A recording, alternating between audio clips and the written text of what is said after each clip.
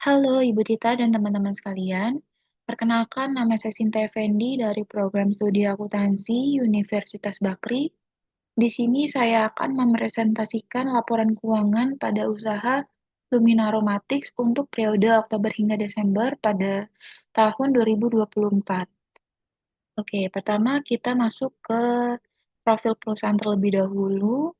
Nama usaha yang kami jalankan adalah Lumina Aromatics yang beralamat di Jalan Gading Kirana Barat.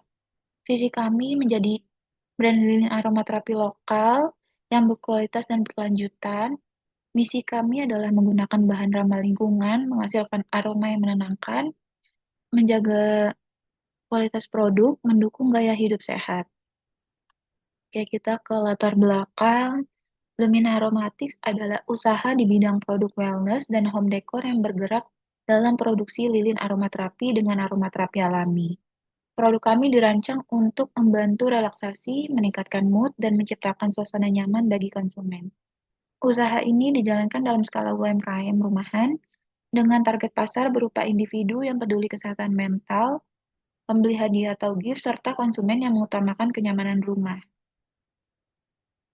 Jenis produknya itu ada rose, lavender, vanilla royal, jasmine, green tea, dan strawberry.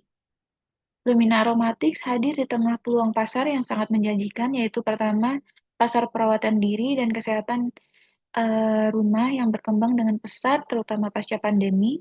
Kedua, generasi milenial dan Gen Z yang semakin memprioritaskan produk gaya hidup berkelanjutan dan ramah lingkungan.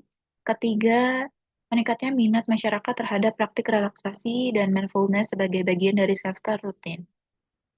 Oke, sekarang kita akan masuk ke pembahasan teknis akuntansi. Pertama itu ada jurnal. Transaksi ini meliputi transaksi investasi awal, pencatatan modal awal dari pemilik yang digunakan untuk memulai operasional. Lalu ada transaksi pembelian seperti bahan baku, furnitur, serta perlengkapan kemasan yang diperlukan untuk proses produksi. Lalu ada transaksi penjualan, penjualan produk lilin, aromaterapi baik secara tunai maupun kredit kepada pelanggan. Lalu ada transaksi penyusutan,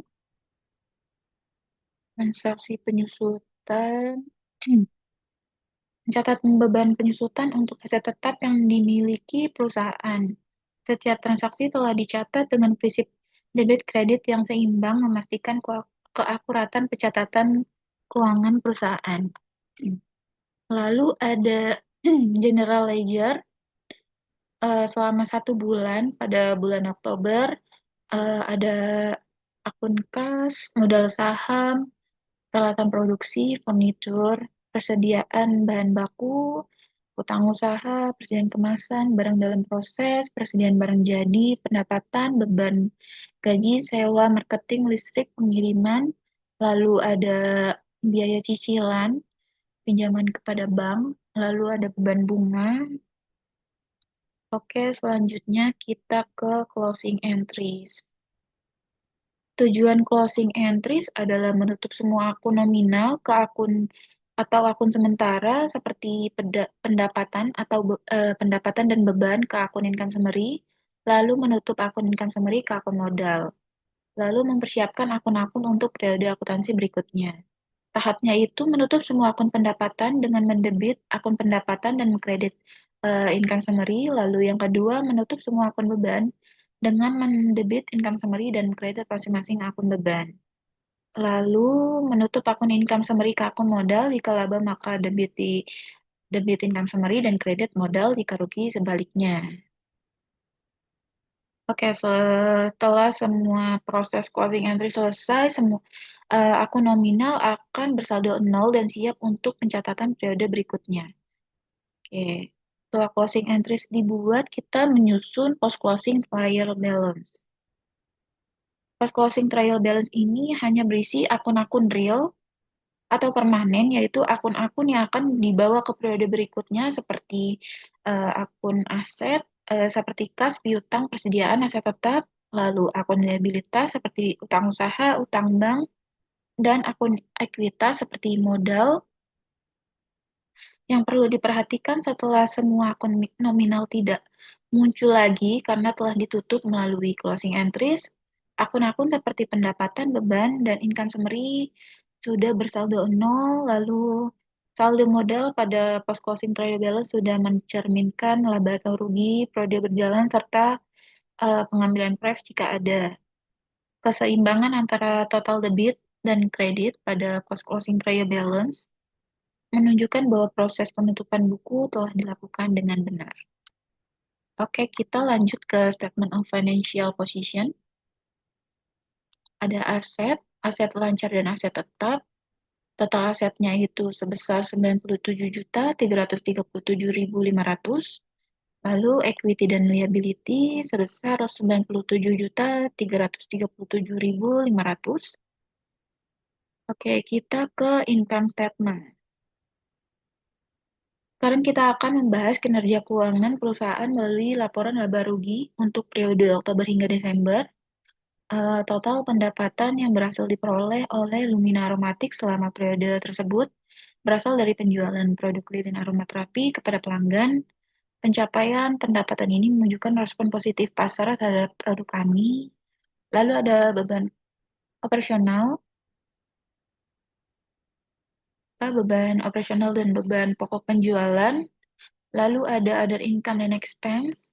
Lalu ditotalkan semuanya yang menghasilkan net income sebesar 3.287.500.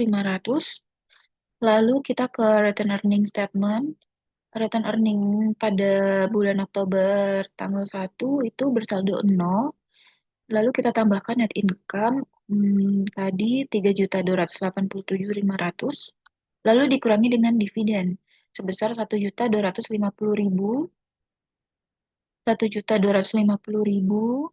Lalu kita jumlahkan jadi total return earning statement pada bulan Desember 2.037.500. Oke, sekarang kita ke laporan arus kas, statement of cash flow. Kita akan membahas laporan arus kas yang disusun menggunakan metode tidak langsung atau indirect method. Laporan arus kas ini sangat penting karena menunjukkan kemampuan perusahaan dalam menghasilkan dan mengelola kas yang merupakan indikator likuiditas dan kelangsungan usaha. Oke, ada arus kas dari aktivitas operasi sebesar 1.100.000.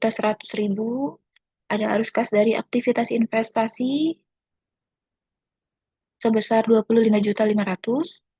Arus kas dari pendanaan sebesar 76.750.000. Kenaikan bersih kas itu 52.350.000. Kas di awal periode 15 juta, lalu kas di akhir periode pada 31 Desember 67.350.000.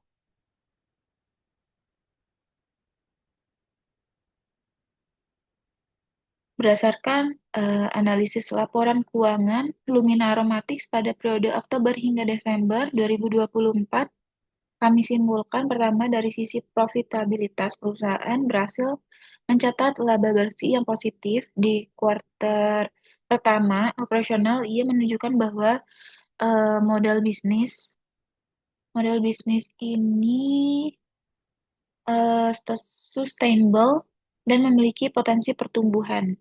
Lalu yang kedua itu dari sisi likuiditas, posisi kas akhir yang sehat menunjukkan bahwa perusahaan mampu mengelola arus kas dengan baik dan memiliki kemampuan untuk memenuhi kewajiban jangka pendek.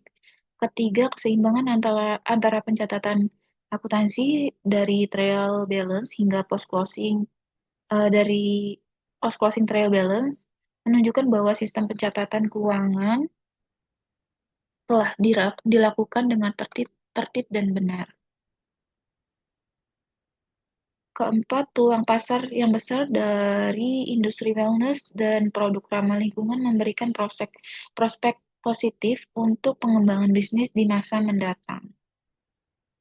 Demikian presentasi laporan keuangan Lumina Aromatics pada periode Oktober hingga Desember. Kami sangat terbuka untuk menerima masukan dan saran dari Ibu Tita dan teman-teman sekalian untuk pengembangan bisnis dan penyempurnaan laporan keuangan kami ke depannya. Terima kasih atas perhatian dan waktunya. Wassalamualaikum warahmatullahi wabarakatuh.